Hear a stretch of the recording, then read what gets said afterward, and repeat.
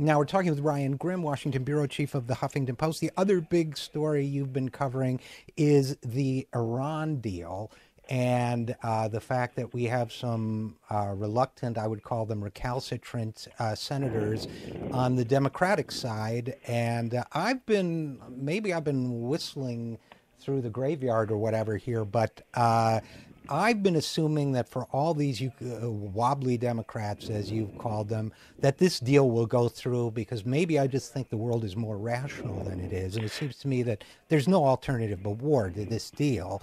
And what do you think? I hate being asked this question, but I'm going to ask you it. How would you handicap the likelihood of the deal passing? I think it's done. It's going to pass. I think we're in. I think Obama's basically got it in the bag. He's got. There are 29 Democrats, who have said publicly that they're going to support the bill. They're going to support the deal, I should say, and he only needs 34 in order to sustain a veto. Because what's going to happen is that Congress is going to try to vote to disapprove it. If that passes, Obama vetoes it. They need to override his veto. I think that they would have enough Democrats in the House to sustain the veto, but we've been counting the Senate closely, and they are, they're within 5 of having publicly declared people for it. Now, the ones who are remaining are very, very who haven't spoken yet. You've got Jeff Merkley. He's a yes. He hasn't said publicly, but come on, he's good progressive senator. Yeah. Barbara Mikulski, she's retiring. Wendy Sherman, who is the State Department official who negotiated the deal. That's Mikulski's former chief of staff. It's hard to imagine that she goes no on that. So that there's 31. Joe Manchin has basically said he's for it, and he said he's leaning yes. He just he likes to hold his final vote pretty close, but he's basically said he is. Tom Carper, he outright skipped Bibi's speech before Congress in March. Oh, he's one of them. Okay. Yeah, and so that gets you to 33. Then you've got Michael Bennet, who was very close to the White House. He's up for re-election in 2016 and needs to get the Democratic base out. He has said nice things about the deal. If those people alone just vote yes, which I would expect them to, you've got it. And if some of those don't, you've got Cory Booker, who hasn't said yet. You've got Maria Cantwell, who is fairly progressive Washington senator. Heidi Heitkamp is on issues like this is pretty progressive. This North Dakota.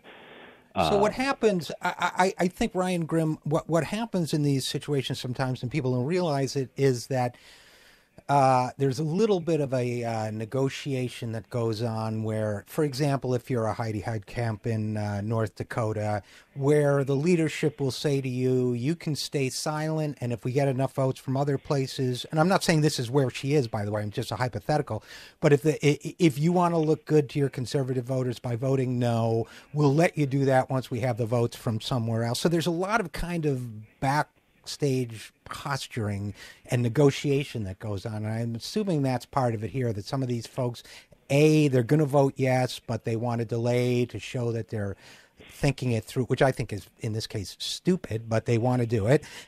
Or people who want to look conservative, look tough, and the leadership has said to, maybe even the White House has said to them, look, if we got enough votes somewhere else and you want to go off the reservation on this, as long as it doesn't hurt our prospects, we'll let you do it. So is there some of that going on in the back room too, you think? Yeah, and they call those pocket votes.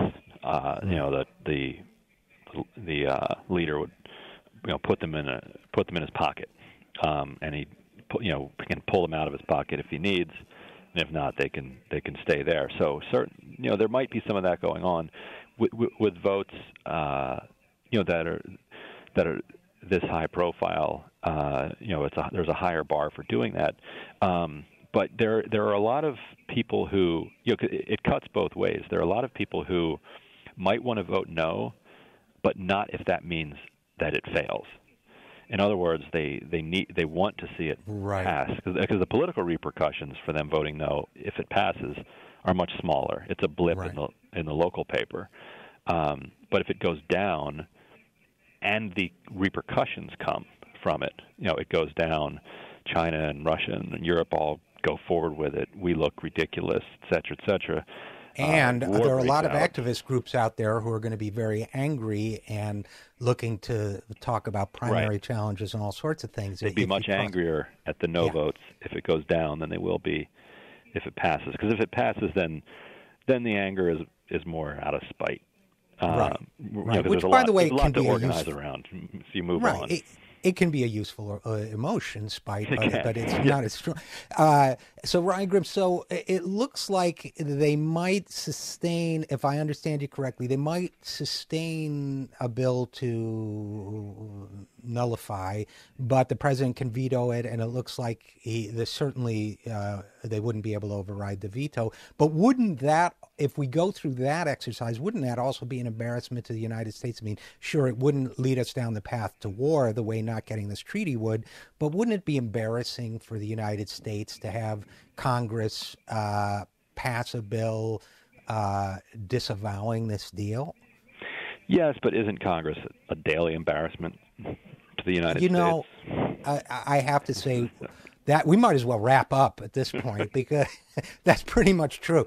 Yes. So we'll have. But there may be 41 votes, which means that Congress fails. That's kind of an outlier position in Washington now, but I tend to think that there's actually much more of a chance than people think that the deal could get 41 votes.